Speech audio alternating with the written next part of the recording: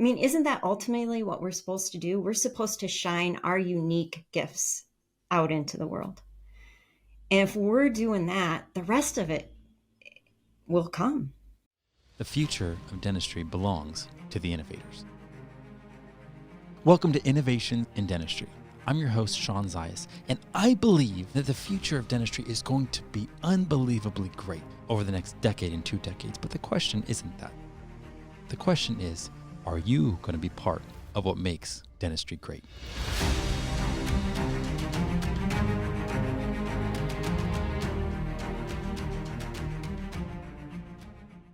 So I am so excited today to have Dr. Laura, and I can't just say Dr. Laura or else people start thinking like Dr. Laura Schlesinger, which also has a challenging last name, but your last name's not that challenging. It's Dr. Laura Schwindt. How did I do on that one? You did fantastic. Perfect. So I've had the pleasure of meeting Dr. Laura probably on 2 or 3 occasions now, and I am just inspired every single time I talk to you. Can I call you Laura? Yes, please call me Laura. Okay, so first off, Laura, thank you so much for joining me today. It is an honor to have you. Oh, thank you. And Shawn, I feel the same about you. Every time I've run into you, I just am attracted to your energy and your charisma, and I just want to talk to you more. So this is just a joy for me to get a chance to talk to you one-on-one without a bunch of people around. It's just a joy. Well, Laura, so the thing that gets me fascinated, I'm in this space in dentistry, and there are so many amazing dentists, but I see that there are so many dentists and dental professionals that aren't fine just staying in the up. They're not fine just doing what they're doing. Somehow they have a mindset that almost enables them or empowers them to feel that permission to step up, to step out, and to pioneer. And that's really the innovation that I'm talking about and fascinated by is what is it about that mindset that, again, allows for what I think is what makes dentistry great. So you were a clinical dentist. Just tell me a little bit about your story and your journey and how you arrived at where you're at today. Oh. Well, it's interesting. I think, I love the fact that you're looking into this innovation. And I think of anybody in our dental community, we are all innovators at heart. I mean, all day, every day, we have to innovate what we do to make it happen. And it changes every moment. And so I think we're all innovators on the inside, and just figuring out ways to bring that out in ways that complement our unique strengths, our unique gifts, and then give it back to the world, right? That's the whole purpose. But my story is an interesting one. I was a daughter of a dentist. So growing up, my dad loved dentistry. He loved his job. He taught at the local dental assisting school. His patients loved him. He practiced into his 70s and then continued teaching at the assisting school. So I kind of had an inkling. I was the youngest of 6, and I was the only one to give any interest into dentistry. And so I took the DAT, and I didn't tell him. I didn't tell him at all. I took the DAT and I did well. And so I said, well, I think I'm going to go to dental school. And he was just so happy. Dental school was dental school. And I think it took a little piece of me every day. But then I got out and I practiced. I practiced for 21 years in different capacities. I was an associate in many different practices. My husband was getting his training he's an emergency medicine physician. So he was doing all sorts of training, and we were moving around the country to do that. So I learned a lot of different ways to practice dentistry. And eventually we settled in my hometown in northern Minnesota. And I opened up my own practice based on everything that I had learned from all the practices that I had worked in. And it was an exciting time, and it was also the hardest time of my life. I had 3 little kids. When I opened my practice, I think they were 3, 5, and 7. Oh my gosh. Yeah, my husband was traveling. He did local locum tenens, so he was gone a lot. So there was a lot of times I was a single parent, and so it was a joy. I loved my practice, but I burned out. And I recognize now, looking back, hindsight, that had I had some skills, had I had some mindset, had I had some whereabouts, self awareness, I probably could have prevented my burnout. Um, So, so, but because of what you went through, you ended up discovering those keys, those golden nuggets that now you're able to help dentists with. What was probably one of the pieces of gold that you discovered during that time that maybe, I don't know, wasn't so obvious then, but you realized later on, like, oh my gosh, that burnout really helped me? yeah. Yeah, it made me realize that you can't just go 110 all the time. And that was what I was doing. And I thought that's what you're supposed to do, right? Like you give and give and give. You give to your patients, you give to your team, you give to your kids, you give to your family, you give, give, give. That is, that's the badge of honor you wear as a provider. And that if you don't balance that with some techniques to give to yourself, that eventually you run out of steam. And and when I did, I was having all sorts of physical issues. And so I was going to doctors like, what's wrong with me? What's wrong with me? And I finally went to a functional medicine doctor. And she said, you've got to have less stress in your life. And I just laughed at her. I'm like, well, what do you want me to admit? I can't, there's no option here. I'm a dentist. Yeah.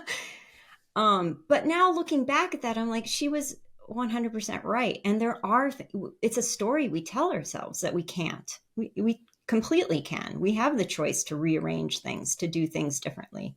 We always have that choice. And so I kind of realized that I was in this victim mentality and I needed to create. I needed to get out and become a creator of my life instead of a victim of my life. Well, so Um, what would have been a low in this season though? Like meaning was it mm, that you couldn't get out of bed because you were like depressed, or was it just you felt that strain of the physical breakdown? mm. It was a little bit of everything, let me tell you. I was not myself. I am a joyful, zesty person. I love life. And I had lost all joy and zest. I felt like I was trudging through darkness, just faking it. I was faking it every day. And I lost all but one member of my team. One by one, they all turned in their resignation, which made Wow. me feel like a ginormous loser and Yeah. failure. Um, my husband, I remember one of the really riveting arguments that we had, and he said, "Something's got to change now." And I was just like, "Oh." This is affecting everything. So it was affecting relationships, it was affecting financials, it was affecting my health, it was affecting my ability to be a good mother, and to enjoy life, which is I guess, like, what's the point if we're not enjoying life? So yeah, so that was the point where I hired my first life coach, and I credit her with saving my life.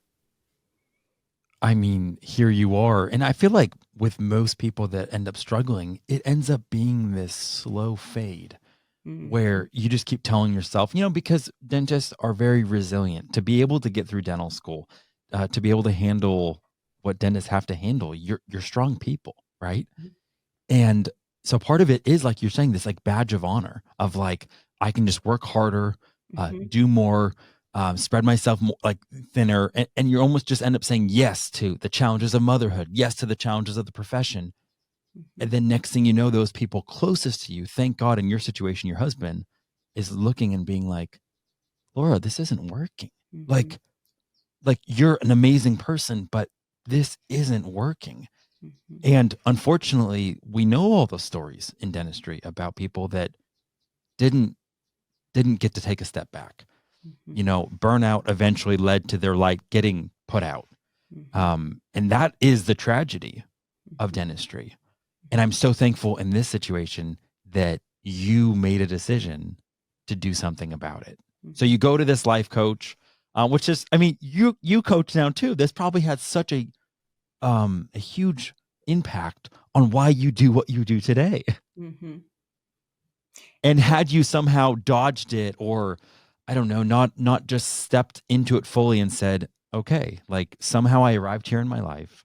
Somehow I got to a point where maybe I didn't see the cautions or I didn't see the warning signs and I'm here. But what can I do but learn from it and be the change that I want to see in dentistry? Mhm.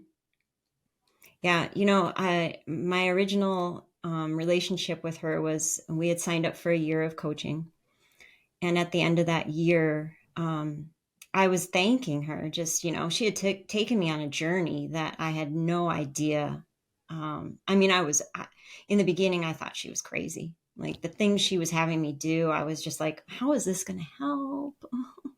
Can't you just tell me what to do? Can't you just tell me the next CE to take or the next piece of equipment to buy to make my practice successful? You know what? Come on, please." But she took me on a different type of journey. And at the end, I remember just thanking her and saying, I wish, I wish I could give this to another dentist because I know there's got to be someone out there like me. And I get teary eyed when I think about this conversation because she said, "Who's to say you can't?" And that was the seed. That tiny little sentence was the seed that propelled me into what I do today and why I'm so passionate about it. I was And, going to say that is so profound because so much of what I share with people is like believing is one thing, but believing follows the ability to conceive, like the ability to even imagine something is possible. You have to conceive first, and then all of a sudden you need to have that faith and belief and trust that you can start taking those steps. But if it's not even on your grid of what's possible, if you can't even conceive of it yet, and that's why I want people to hear these stories because it is something as small as why can't that be you? Why not? And all of a sudden it's like, wait a second. Like, I guess I'm not stuck in this box of just being a clinical dentist. So from that moment to when you actually, let's say, stepped out, what was that time frame? it was probably 2.5 years. Okay. So Um, what happened? Like why wasn't it 6 months and why wasn't it 10 years? yeah, yeah. No, it's a great question. So when after she said that, like I said, it just planted the seed. It just went in there, and I didn't really do anything with it. I redesigned my practice to be a more holistic practice. Rehired a team. They became my dream team. So, I look back and that moment of despair when I lost everyone was actually the best thing that happened to me because the team that we built together was they're still my best friends. Like I we don't we don't have a lot of contact because of life and because I moved, but I would count them all as one of my best friends. I mean, they were there for me.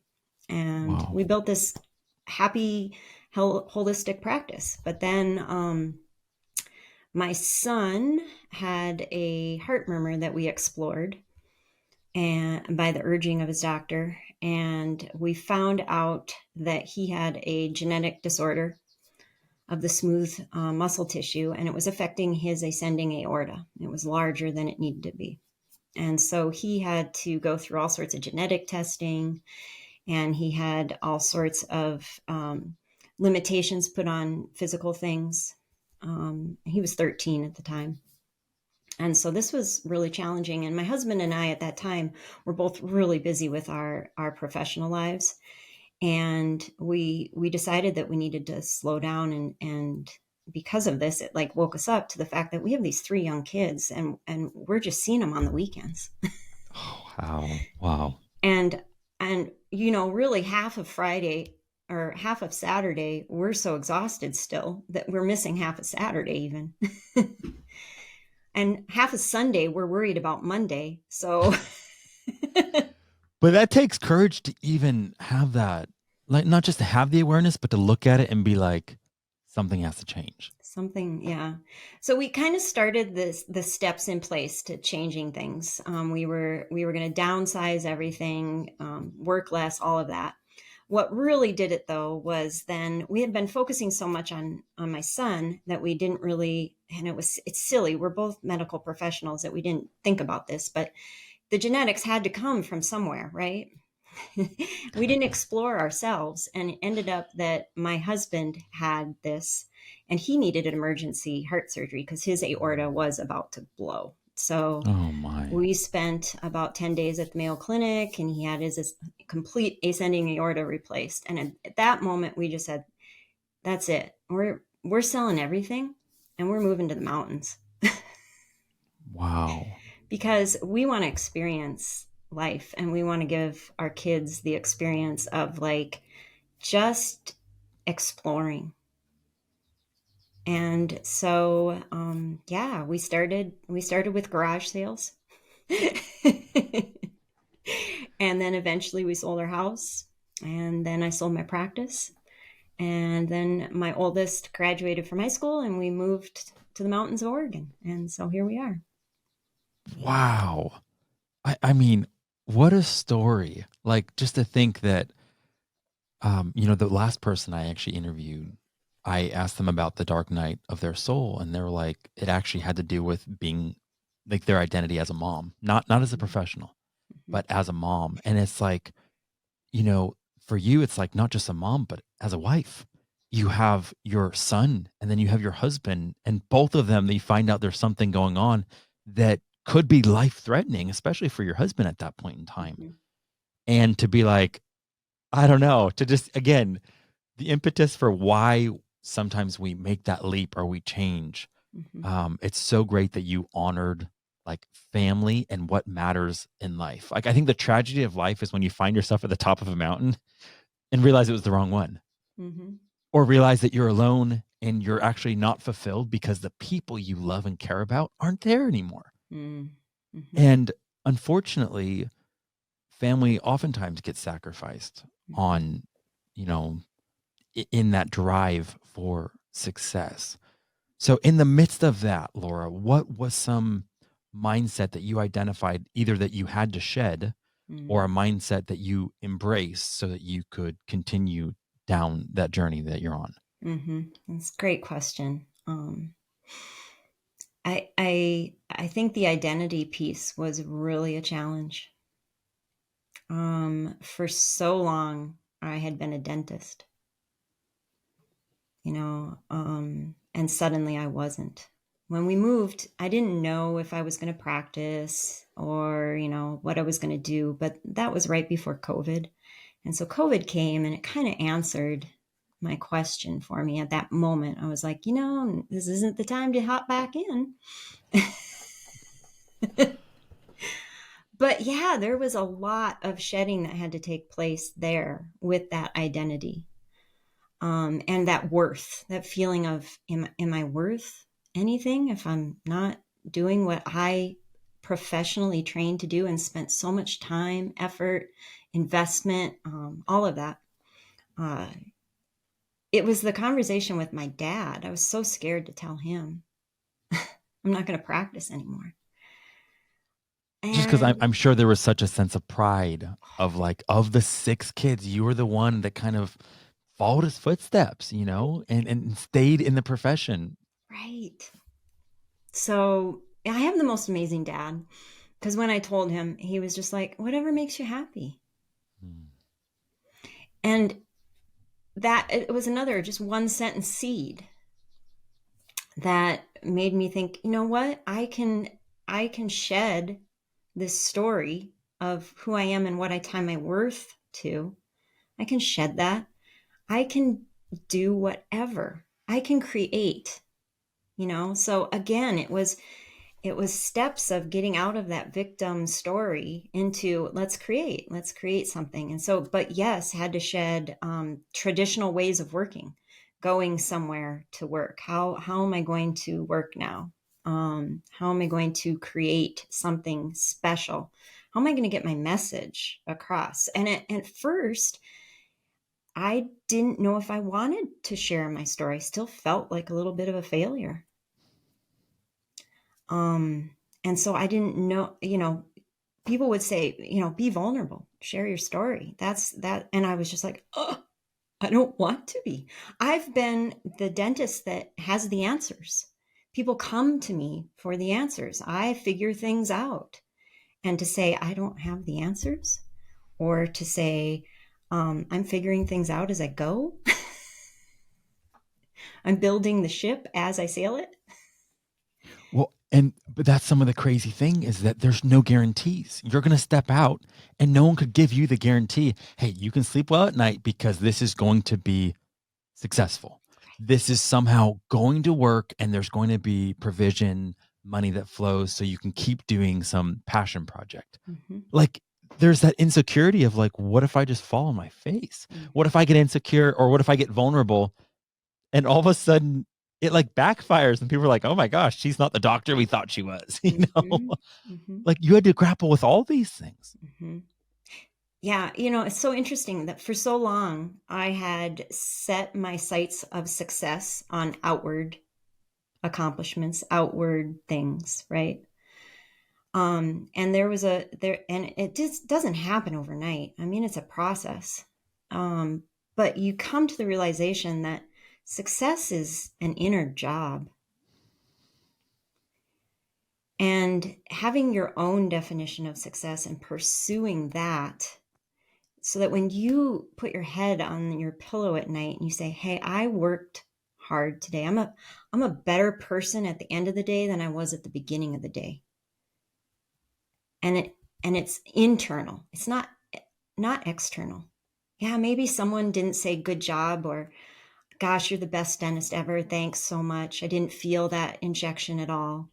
No one gave you anything externally to validate your hard work, but internally, you know that you're a better person at the end of the day than you were at the beginning, because you did the things that are successful to you.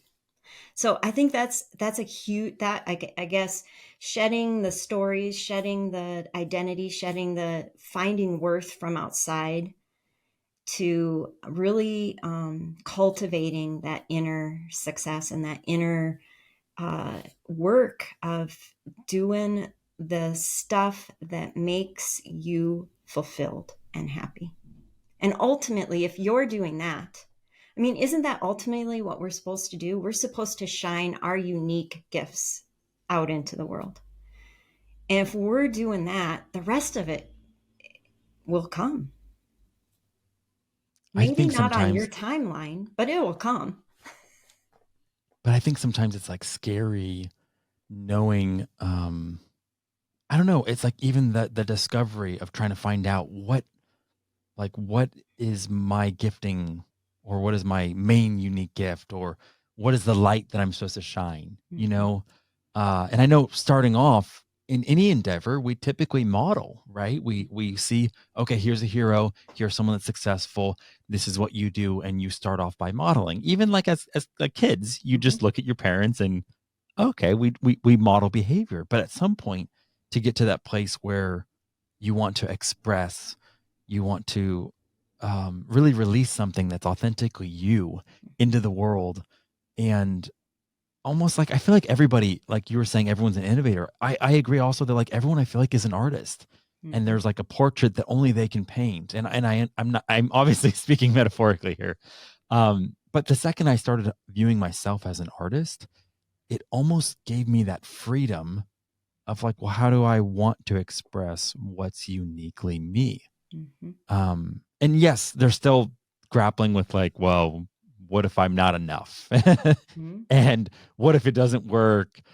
And all those things. And that's why I'm really amazed because Laura, like the clinician hat, the dentist hat, is very risk averse. Mhm. It's almost at odds with that visionary entrepreneurial spirit of like, let's play and see what happens. Let's try this and iterate and be agile. And how, like, was that something you had to wrestle with as you were like shifting?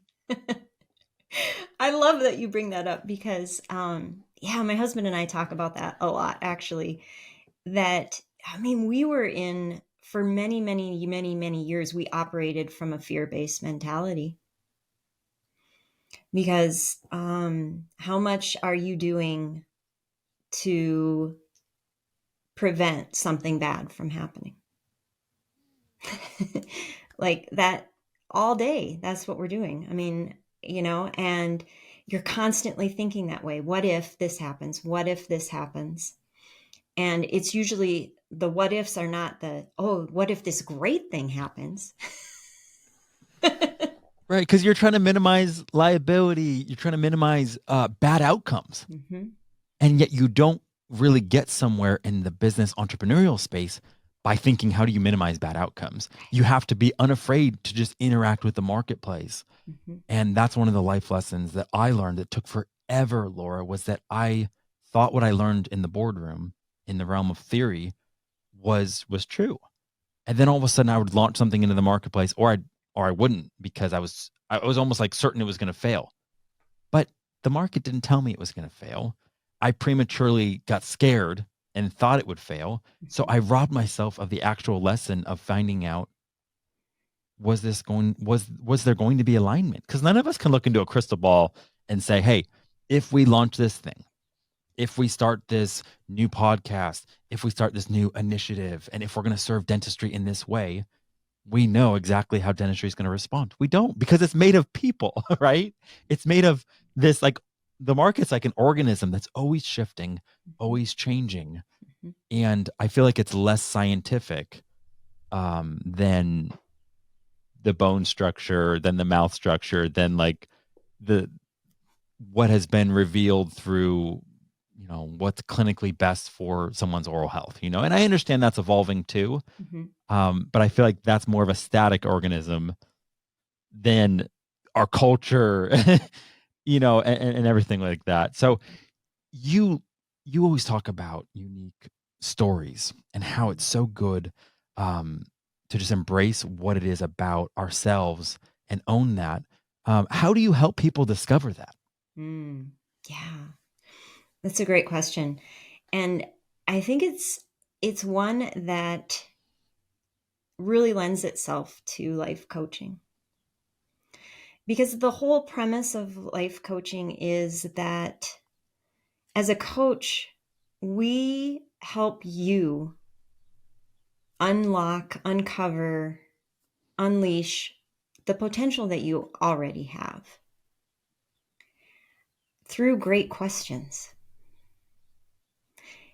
And so being able to have one on one time with someone that's devoted just to you, that's there to talk just about you, doesn't happen very often in the real world.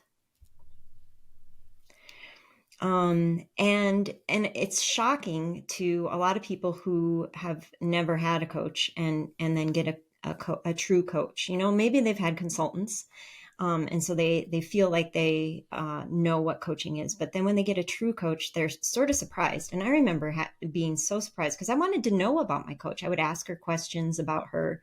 She's like, "No, no, no. This is your time." I was like, "Huh?" But so often we, with our friends or people that we really care about, family members, we get into conversations and we spend so much time talking about like the weather, the kids, the business, the challenges, that we never get to the authentic piece. Like, what's going on with you? What's your challenge right now? What's the real challenge about that challenge? What do you want? What do you dream about? And then just going with that flow. And so I think that helping people uncover their stories really comes with just really good listening, really good dedicated time with no distractions, and really good questions. And given that, and then, some time for them to reflect on those moments so that they can then bring out those true stories that they have inside of them.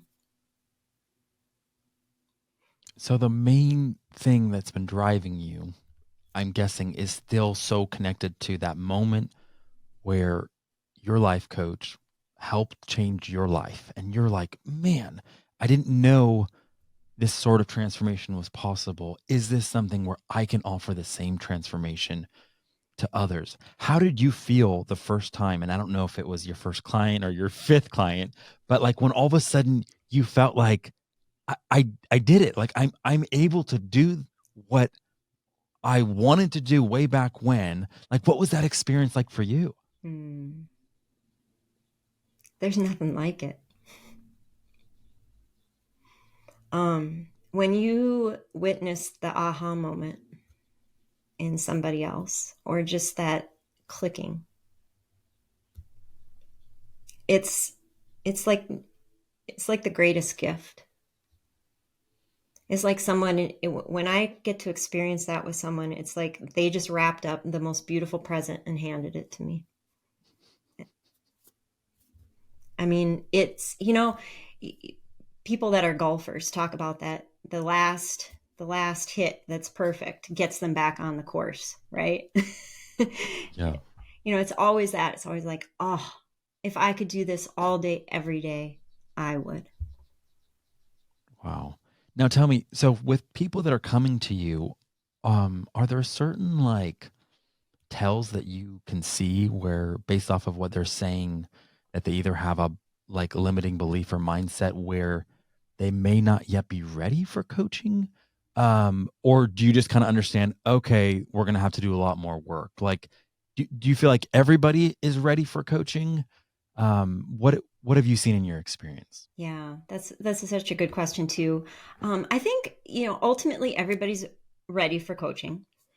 However, there is sometimes some things that need to get worked out first, and so there may be some things from the past that need to get addressed, and that might be better served with a counselor or a therapist. And so sometimes we pause and we say, "Hey, let's work through some of this first, and then come back to this." Other people are just they've done that work, or they're ready for a transformation. They've gotten to their rock bottom, and they're sick and tired of it. They're ready. Let's go. And so it is so individual, and that's why we really focus on custom coaching. There's no package. Like I'm not going to offer you a package that this is the steps and these are exactly what's going to happen at each session. It's 100% custom. So, and that's really fun too. I think back to dentistry, and what I did love about dentistry was that connection with the patient, and it was always genuine and individual. I mean, they were like no one else. I might be doing the same crown on them that I did on somebody else, but it's going to be totally unique for them and their situation. And I think that's coaching too. Um, in the whole like people having that permission to pioneer, like how many of the people that you're coaching are wanting simply to be better dentists versus like, I actually want to explore something else and I don't know how to get there? Like, are most of the people that come to you like, oh, I just need a better practice. I need to be more aligned in who I am. Or are a lot of them like, I I think dentistry is not completely fulfilling for me. And there's something in me, whether it's a book or a message or something else. Can you help me actualize that? Mm-hmm. Yeah, I think it's a little bit of both, and I think really, usually, what it is that the person feels some sort of emptiness, and they're not quite sure why. And so going through that process, it might reveal that they just need to practice differently. Or maybe there's a different area of dentistry that really lights them up than what they're doing. Or that going through their process may reveal that they have other gifts that they want to bring to life outside of dentistry. Sometimes that may mean not doing dentistry anymore. Sometimes it may mean doing it in addition to dentistry. And so it really reveals itself as we work. And so it's interesting, like the mind at the beginning of the sessions can be thinking, one, this is where I want to go. But as paths get revealed, and it's like do you remember those books where choose your own adventure? Yeah, yeah. Yeah, it's like a choose your own adventure, because you get to a door that you thought you wanted to open, and God, it's really stuck. You can't quite get it to open. And so you start looking around because you're like, maybe there's a key, or maybe there's something that can help me kind of wedge it. And then all of a sudden you see another door and you're like, oh, that one looks open. Maybe I'll go see what's on the other side of that door. Just interviewing you right now, your pace, your curiosity, you bring such an intense intentionality to how you're sharing. I love seeing the process of how you like this is what you were meant to do. Mm. Like I can just see it now. Knowing that now, do you ever look back to times in your youth where you were like, oh, I saw that in some relationships or in high school there were some seeds of that, and I just didn't connect that meant that I'd be a good coach someday? Yeah, completely. I was always that person that people came to. Uh, and I remember one friend in particular in high school saying to me, she said, I always just feel 100% me when I'm with you, and that's okay. And I remember, like, it was just like, oh, whatever. But that stuck with me, obviously, because I remember it. But I always like, I want everyone to feel that from me. I want everyone to feel 100% them, and that it's okay. And Wow. And if I can be that for people, because so often, I mean, sometimes you have a conversation with someone and you're just like, oh, I feel like I need to act this way, or I need to bring this piece of me to this conversation, because if I don't, I'm going to be looked at differently. Well, oh, that's exhausting.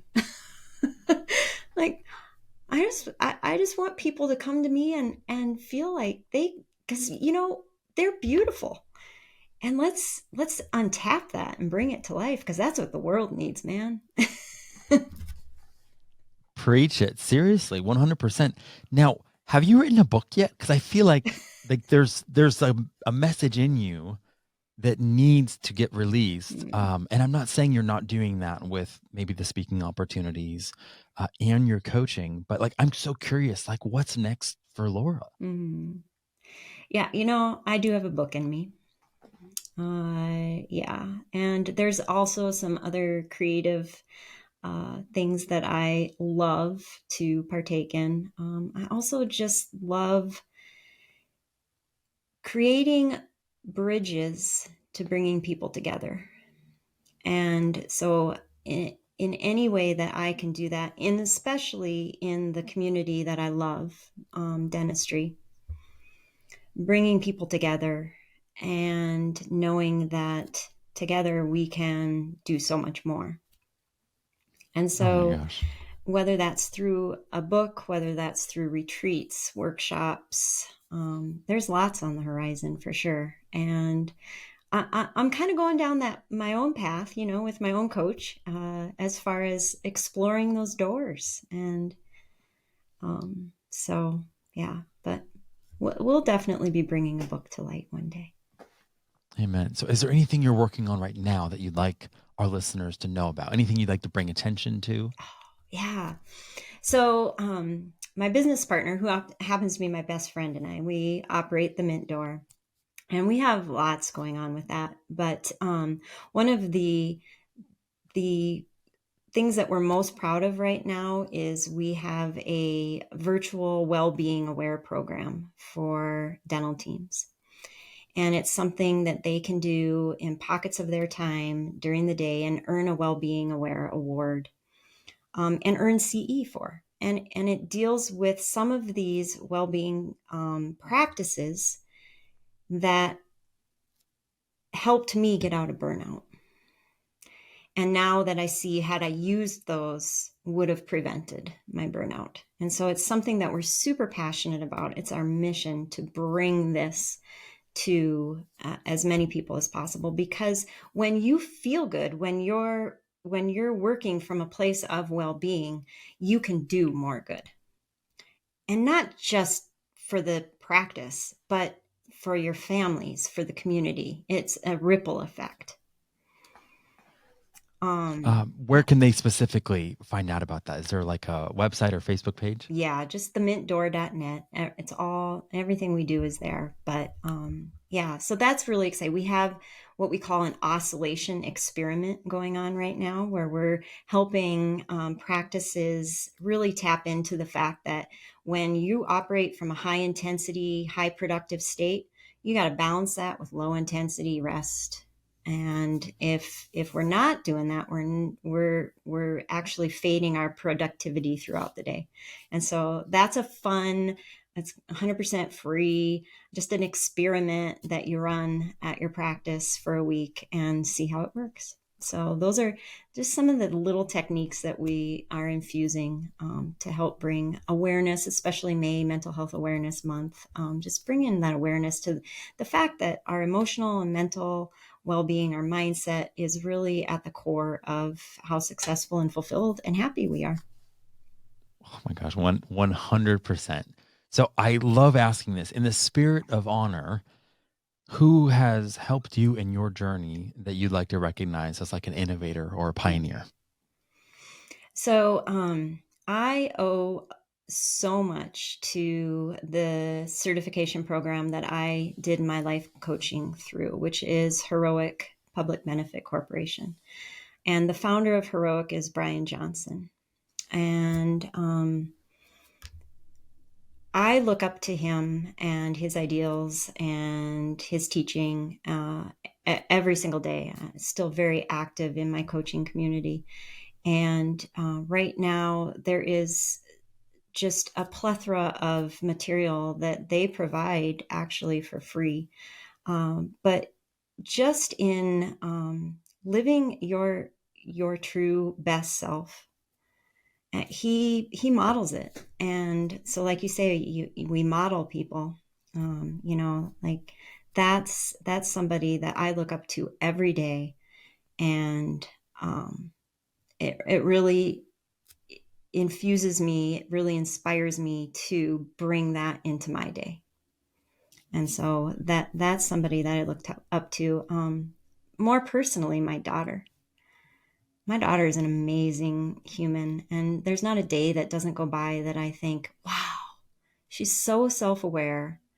She's so passionate. She's a changer, mover and a shaker, and I learn something from her every day. And so I'm so grateful that she chose me to be her mother, way back when she was, just some stardust. Because I have taken so much from her. So I encourage people to really learn from the people right around them. There's so much wisdom. There's so much beauty that we can just from, an interaction with somebody on your walk. The other day I took a walk, and there was an old guy taking care of his yard, and I was curious about one of the plants. So I said, I stopped and talked to him about this plant, and I learned so much about him and his life. And he gave me a few pearls to walk away with, and wow, so there's always somebody that you can learn from and Well, hold I to was going high to say, esteem. like, I'm seeing you, and I just see such a vibrancy, and people that are experiencing burnout or close to burnout, they don't have vibrancy. Mm-hmm. They don't have a curiosity. They don't take the moments to lean in to, like, wait a second. Like, I'm surrounded by humans in this line, as I'm waiting for Chick-fil-A or something like that. And it seems like the person next to me, I don't know, there's this connection. Like, you don't lean into those moments that are what life is all about. That discovery, that almost like beginner's brain of just kind of having that curiosity to explore, to discover, and to get that zest out of life, because everything's lost its color Mm-hmm. when you're burned out. Mm-hmm. Like, the smells aren't as vivid, the tastes aren't as vivid. And that's probably a good tell that you're experiencing burnout or close to it, when all of a sudden it's like you're not connected to the beauty around you. Mm-hmm.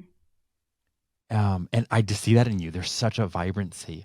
Okay, so if someone's listening and they're like, "Oh my gosh, I love Laura. I just want to get her as a coach." Where do they go? Like, what's the best step for them to find out how they can take the next steps with you? Yeah. Yeah. Thank you. And in light of that burnout, I think that you bring up a really good point there. Like, cue into that stuff. Your body and your soul are sending you messages all the time. Cue into that. Cue into when the color goes away. Because that's a great hint that there's an opportunity to change. So good. I love that. I love that you brought that up. Working with me, just themintdoor.net, and that's where you'll find all my contact information. And multiple ways. I love genuine, authentic conversations. So always open to connecting for a conversation. No strings attached. Just let's get to know each other and go from there. That is awesome. Okay, so here it is. This is my closing question. Um, let's take Laura. Okay, when did you finish with dental school? How old were you? Oh gosh, I think I was 26, 26, 27, something like that. Okay, so you're walking down the street and you see 26-year-old Laura, Mm, and you know you're only going to have a brief moment to communicate one sentiment to her. What do you share with her? hmm. Listen, listen to your intuition. Wow. Wow. That is so cool that Laura, the coach, would have the word listen to Laura of, 26, the young Laura of, like, hey, it comes not just from, like, your gift is the ability to listen and draw out the depths that's in somebody else and connect those dots. But it's so neat that that's also the gift that you could have given yourself even earlier. Mm, It's just trusting your intuition and aligning yourself so you could, I don't know, almost have that freedom to just explore wherever it led you. mhm. And I think you followed a beautiful path. And I thank you so much for honoring that path and for saying yes when it was like left turn, right turn, instead of just being like stubborn. I'm just going to stay in dentistry and do what I've always done, because you are shining so bright right now. Mm, And it's so easy to honor you as an innovator, as a leader, as a pioneer. And I love the impact you're making in dentistry. So, Laura, thank you so much. Thanks for joining me mm. today. Thanks for sharing so many tidbits of inspiration and just honestly sharing your story. Oh, It has been beautiful. So, thank you so much. well, thank you, Shawn, for having this wonderful conversation and really highlighting and allowing me to just share, because like I said, how often do you get a chance to have a one-on-one, uninterrupted conversation? And it's a beautiful thing. So what you're doing is really special, and I want you to keep doing it. Keep on. Well, This is going to be great. hey, thank you so much. I appreciate the encouragement. Thank you, Laura. Yeah, thank you. Thanks for listening, and be sure to follow so you never miss an episode. To learn more about what's going on in dentistry, check out innovationindentistry.com.